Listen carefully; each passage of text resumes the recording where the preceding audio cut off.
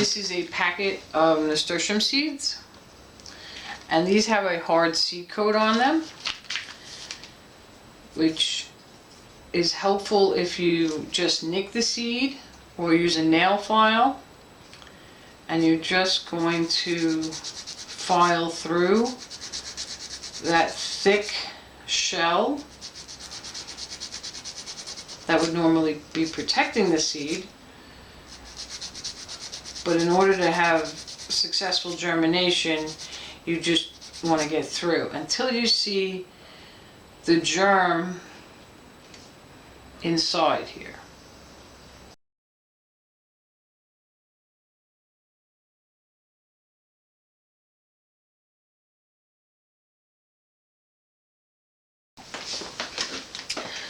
Now that we've scarred these seeds, we file down the outer coating until you can see the germ inside here.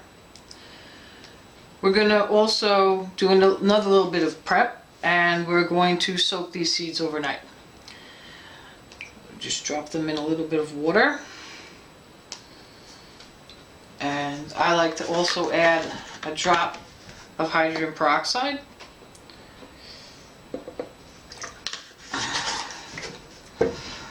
That does two things. One, it'll also help break down some of that seed coating so water and nutrients can get inside, and it will also help the seeds breathe by releasing oxygen.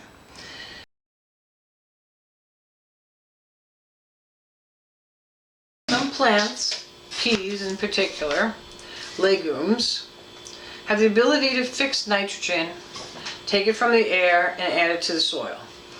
However, in order for them to do this, they need to be treated with an inoculant prior to planting. So if you're planting in the yard, you need to add the inoculant. It's very hard, it's granular. You just need to inoculate, pour this into the hole. Or if you're starting indoors, just simply take a little bit, add it to the peat pot, put that in, cover it up, and now when the pea grows, it will be able to fix nitrogen and add it to the soil.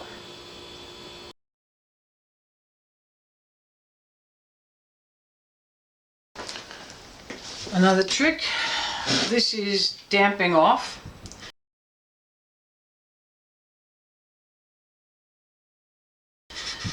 When this stem gets pinched here, that's a disease. It's a fungal disease. It's called damping off.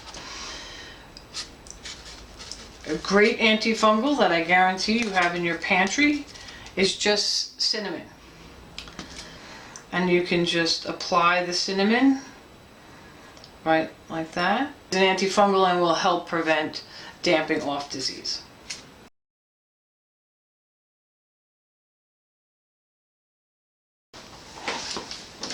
Another trick is when you start your seeds, you usually add more than one seed to a peat pot so that you will end up with more than one germinating, but that is a fail-safe in case you have, as you can see in this one, there's not that many. So now I'm guaranteed that I get something to germinate. But it is important that you can't keep all of these growing because they will just compete with each other and choke each other out. Also, the idea of using the peat pellets is that you don't disturb the root system. So here's the root coming through here. So the key is to pick the strongest and then just cut the heads off the rest. Okay.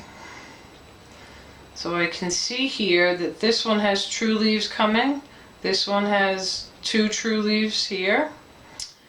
And so does this one. So you really have to pick and then remove the rest. So I'm actually going to take that one off. that one off. And then you just cut the heads off. Do not pull them, you will disturb the roots, and you could hurt the roots for the seeds, this little seedlings that you want to keep.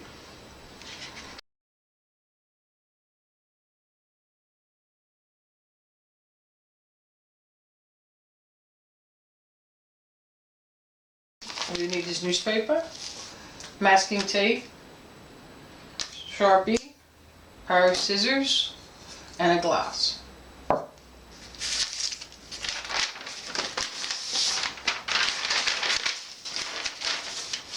You want to keep the folded end intact. We're going to use that as a stabilizer. So this should always be the top of your pot. It will keep your pots nice and stable. Cut about 1/3 to 1/2 off, depending on how deep you want your pots. If you have very long roots, you may want longer pots.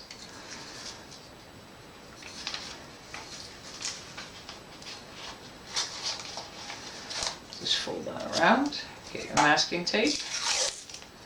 Masking tape is biodegradable. It's paper with adhesive. Okay.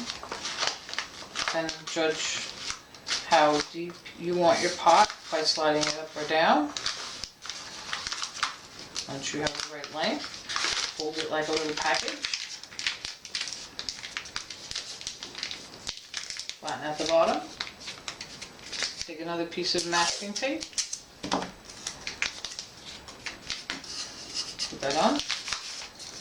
It's also good, while it's still on the glass, to write what it is.